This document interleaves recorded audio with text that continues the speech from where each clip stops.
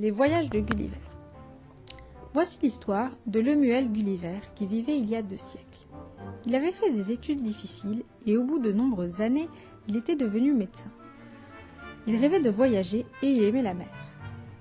Aussi s'engagea-t-il sur un navire. Un jour, il s'embarqua pour les mers du Sud à bord d'un vaisseau appelé l'Antilope. Et ici commence une des plus étranges histoires jamais contées. Au début, tout alla bien sur l'Antilope.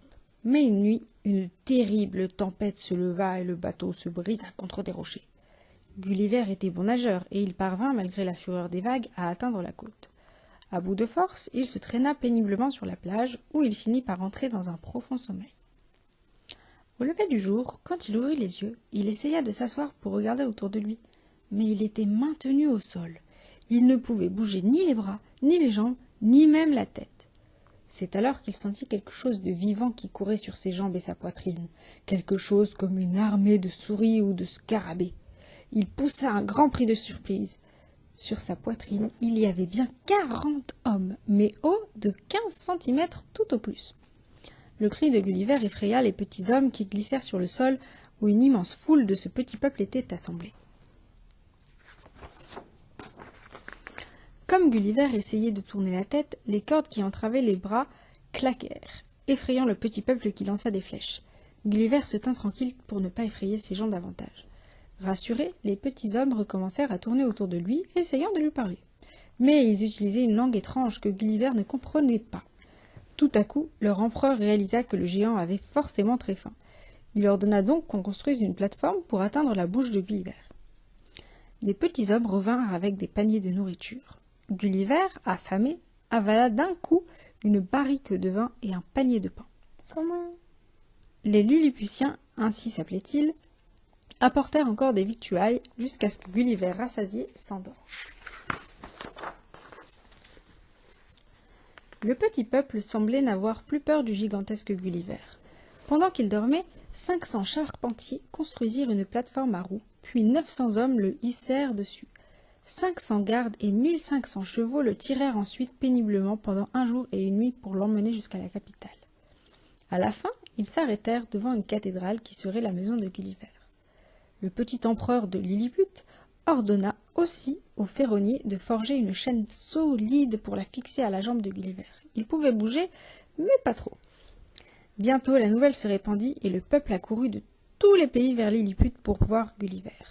600 hommes furent chargés de le garder. 400 tailleurs de lui faire un costume et 6 brillants étudiants de lui apprendre la langue. L'empereur finit par comprendre que Gulliver lui demandait un peu de liberté. Il accepta à condition que Gulliver vide ses poches de ce qui pourrait être dangereux pour Lilliput. Gulliver sortit un couteau, un peigne, un rasoir, un mouchoir, que le petit peuple prit pour un tapis, sa tabatière, sa montre, qui faisait un tic-tac d'enfer, et sa bourse. Gulliver sortit son pistolet et tira en l'air. Cela fit un tel bruit que des milliers d'habitants tombèrent sur le sol. Seul l'empereur resta debout. Pour un homme de 15 centimètres, il était très courageux. L'empereur demanda un jour l'aide de Gulliver, car sur l'île voisine, appelée Blefuscu, vivaient les grands Tendians, dont la flotte de 50 navires menaçait d'envahir Lilliput. Quelle peur eurent les grands Tendians en voyant Gulliver jaillir de la mer, lier ensuite leurs bateaux entre eux et les conduire au large, loin de Lilliput. Gulliver comprit très vite, pourtant, que l'empereur de Lilliput ne l'utilisait que pour gagner des batailles et que les grands Tendians n'étaient pas méchants, si bien que Gulliver résolut d'aller dans leur île et de vivre avec eux. Il prit un énorme bateau de guerre, y mit ses vêtements pour qu'il ne soit pas mouillé et le tira derrière jusqu'à l'île de Blefuscu. Il y fut reçu de façon aimable, mais tout ce que Gulliver désirait, c'était rentrer en Angleterre. Un jour qu'il se promenait sur la falaise, il vit quelque chose qui flottait sur l'eau. Il ne put en croire ses yeux, c'était un bateau à sa taille qui dérivait. L'empereur des Grands Tendians envoya ses vaisseaux pour tirer le bateau jusqu'à la berge. Il fallut 2000 hommes pour retourner le bateau et 500 autres y travaillèrent jour et nuit pour le réparer. Gulliver embarqua des moutons et des vaches, puis il fallut se dire adieu. 2 jours plus tard, il fut recueilli par un bateau qui faisait voile vers l'Angleterre. Il raconta son histoire. Le capitaine ne le croyait pas, jusqu'à ce qu'il lui montre ses petites vaches et ses petits moutons. Gulliver rentra enfin chez lui.